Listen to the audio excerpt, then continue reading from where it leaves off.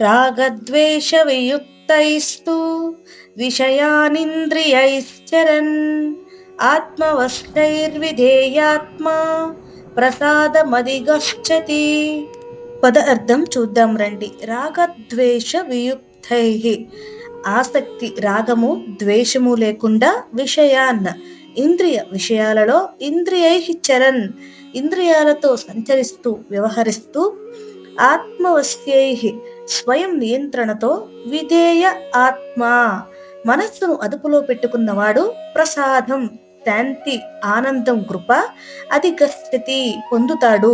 ఇప్పుడు తాత్పర్యం చూద్దాం రండి. రాగం ద్వేషం లేకుండా ఇంద్రియాలను నియంత్రణలో ఉంచి జీవించేవాడే నిజమైన మనశ్శాంతిని పొందుతాడు.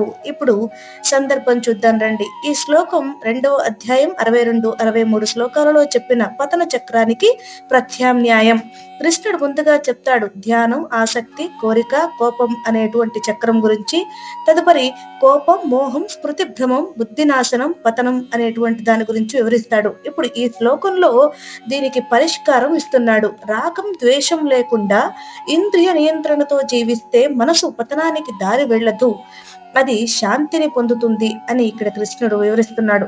భగవద్గీత మరింత మందికి చేరువ కావాలి అంటే నా వీడియోని మీరు తప్పకుండా లైక్ చేయాలి. లైక్ చేసి మరింత మందికి చేరువయ్యేలా చేస్తారు అని కోరుకుంటున్నాను. ధన్యవాదాలు.